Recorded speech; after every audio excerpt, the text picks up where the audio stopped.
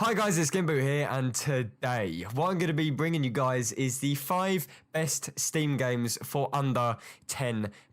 Now, I've wanted to make this video for some time now. I do apologise for the lack of uploads recently. Schedule's been all over the place, and this video has been in the works for some time now, so hopefully it will be worth the wait. So it's worth noting that all of these games are under £10 currently at this point in time on G2A. G2A is a place where you can buy keys off for Steam games, and sometimes, to be honest with you, these games actually are cheaper on Steam if they're on sale. If they're off sale, they will most definitely be more expensive than G2A. So enough talking, let us get straight into the video. So the first game I put on this list is one I had to put on the list, and that is the Elderscrolls V Skyrim, and more specifically to do with Skyrim, the Legendary Edition. So people often get confused between different versions of Skyrim. You have the regular version, you have the Legendary Edition, and then you have the Special Edition. The Special Edition is essentially the remaster, as you will, which they brought out not too long ago, which came with all DLC, and it had some like sweaty physics and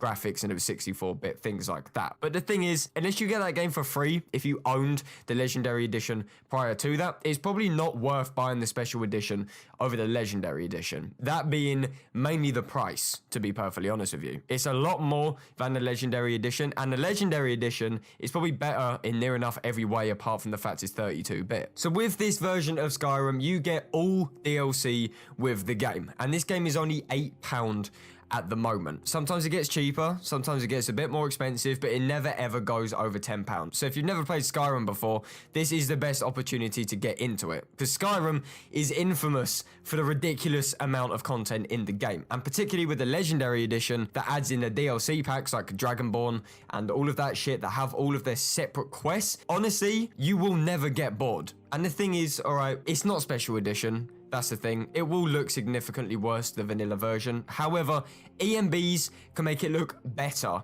than Special Edition. And also there's more mods for it as well because it's been around for longer. So a little bit about the game itself in terms of how it runs. Skyrim is known for its really good optimization. It does have built-in VSync, which you can't turn off, or you sort of can, but it breaks the game. So you're usually always capped to about 60 FPS, but to be honest with you, as long as you have a somewhat decent computer, you can definitely run it. I saw a video of a guy that built a $25 PC, and it ran Skyrim at pretty much 40 to 50 FPS on ultra settings 1080p. So if you have anything above a $25 computer, honestly, it will run absolutely fine for you. Next on the list is Rocket League. Now, I've made a lot of videos about Rocket League. It's an amazing game, and the price of Rocket League is a little bit cheating, but it's £9.97. That's the cheapest I can find at the moment. Rocket League has this issue where sometimes it's really cheap, sometimes it's a bit more expensive. But in case you don't know what Rocket League is, it is probably the best multiplayer sports game about. I used to play FIFA a lot. I used to play games like NHL, you know, all of these EA sports games. When you compare it to Rocket League, you compare the fun factor with Rocket League, it's just a better game in near enough every way. It's a physics-based football match with cars. The premise is so simple, but how it functions is really impressive. So a little bit about the game itself. There is a shit ton of customization. You have different cars, you have paints, you have hats, you have decals, antennas, just a load of customization. On top of that, you also have actual ranks. So every 10 ranks, you will get a new title. It will be like semi-pro, pro, veteran, and so forth, until you eventually get max rank, where you get Rocketeer. And you will probably never reach Rocketeer because it requires so many hours for it. It's obscenely difficult to get to that kind of rank unless you literally play it every day. But the thing is, I'm about level 43. I'm an expert on the game. I fucking love it. It still hasn't lost its novelty that much. I can still jump into a game and have ridiculous amounts of fun with it, especially if you're playing with people. The game also runs really well. I have a 1060 and this AMD processor that's a bit old now, and I usually get consistent like 150 FPS. Never ever dips below 100 FPS with everything maxed out. If you have a 144 Hz monitor, then fucking hell, you will benefit so much from this game. On top of that, you also have competitive seasons, which include their own ranks, and then you get rewards for these certain ranks. And of course, there are frequent updates that just add free content. The most recent one being a Hot Wheels crossover, chapter where you get 2 new cars and you get some antennas, but often they add whole new arenas like the Aquadome and the one in space. I always forget the name of that one, but they add free shit and you don't have to pay for it. So next on the list we have Call of Duty Black Ops 2. Now I know that when I say this initially, people are going to be pretty fucking surprised because it's not often that people say that a COD game is actually good on PC. And Black Ops 2 is the exception for this because to this date, Black Ops 2 is probably the only good PC port that's ever been released onto Steam. Now the game with G2A varies in price. Sometimes it's a bit more expensive, but currently it's just under £9, sitting at about £8.80. And Black Ops 2 has to be one of my favourite Call of Duty games to date. And I know that's quite controversial because the thing is, back when it was out, when it was current in like 2012, I hated it. I thought it was a shit game. But as time has progressed and I've realised how bad new CODs have become, I've started to appreciate Black Ops 2 a lot more for being a somewhat decent modern Call of Duty. So the reasons why I put it on the list are as followed. As stated before, the PC port is very, very good. It runs absolutely brilliantly. It looks okay. There's an FOV slider. There's no forced VSync or mouse acceleration. It's just a genuine port and a good port at that. This is how all COD ports should be. Also, there is a healthy community, not that much as, you know, newer CODs, granted, and sometimes there are actually more people playing Black Ops 2 than Modern Warfare Remastered on Steam, which is absolutely tragic. It's arguably the last good modern Call of Duty in terms of boots on the ground. The zombies was fantastic when it came out, and all of the DLC packs are, you know, very, very good for it. This is back before DLC whoring with supply drops and shit like that as well, and even the campaign was pretty decent. So overall, I would say if you were to get any Call of Duty on PC, Black Ops 2 would 100% be the one.